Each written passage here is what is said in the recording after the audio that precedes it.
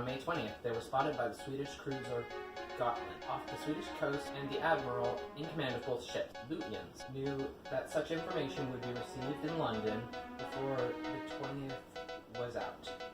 He was right. On May 21st, both ships docked at Korsfjord near Bergen. The Prinz Eugen needed to refuel. At night, both ships left. Britain allowed Germany to build up their naval forces to 1/3 the size of theirs. This shows that Britain was accepting of Hitler's breaking the Treaty of Versailles, showing Hitler's power.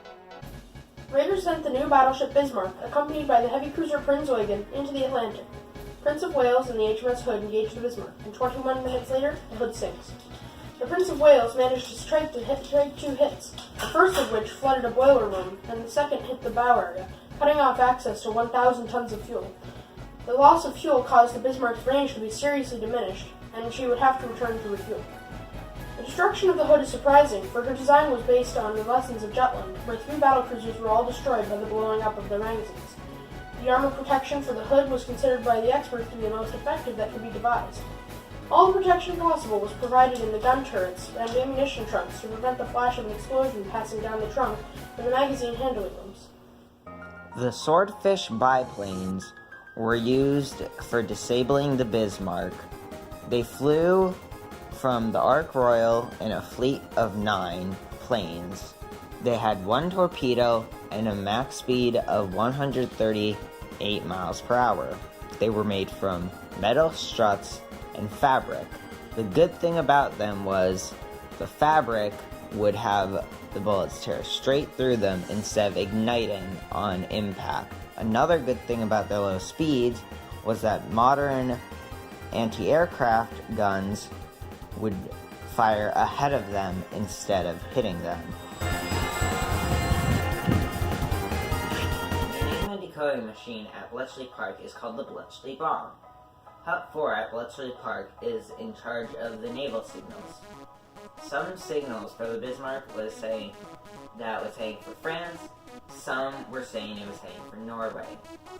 Then, finally, a signal from a general asking if his son on the Bismarck was okay after battle with HMS Hood, and the response from his son said,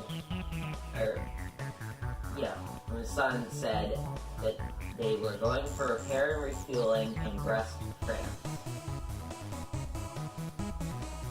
A key thing to note was that the Enigma machine in Hut 4 had 5 rotors instead of 4, so it took a bit longer to decode messages. And Jane Fawcett, the one who decoded the message, was only about 20 years old when she had decoded it. Out of the 10,000 people working at Bletchley Park, over 2/3 were female.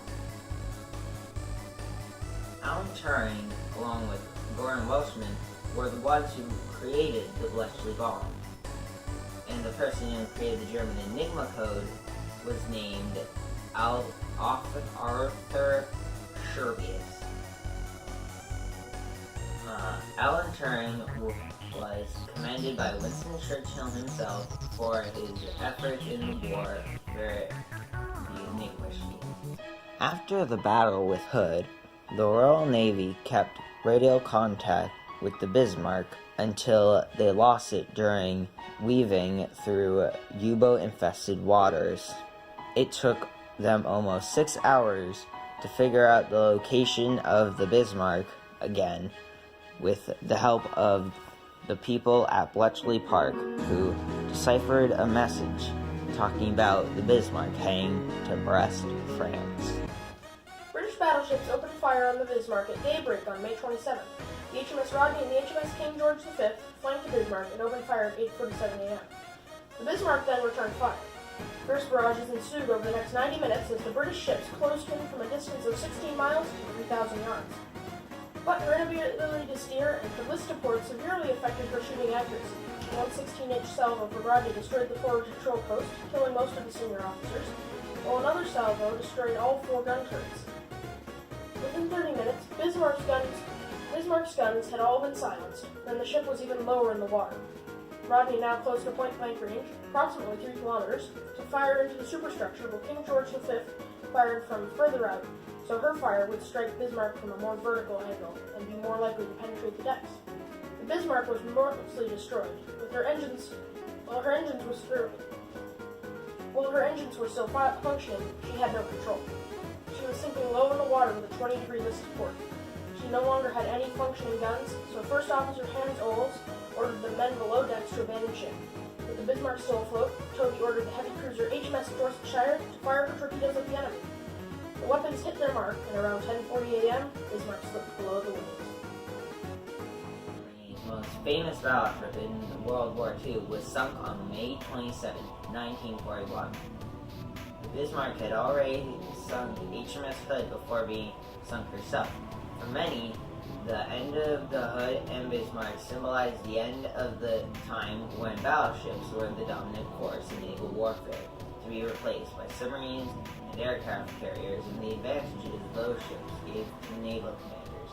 There were also some short-term benefits to war due to the hunt for the Bismarck. One such instance was German military movements being easier to counter due to being able to decipher the Enigma code, as well as the Germans only being able to fight in the Atlantic with U-boats. There were many triumphs and tragedies in this series of battles we call the Hunt of the Bismarck. There were German triumphs, such as the sinking of the Hood. There were British triumphs, such as the disabling of the Bismarck via Swedish Swordfish torpedo bomber. There were many tragedies. There were German tragedies, like the loss of the Bismarck, and there were British tragedies, like the loss of the Hood. There were also universal tragedies, the loss of life on the Hood and the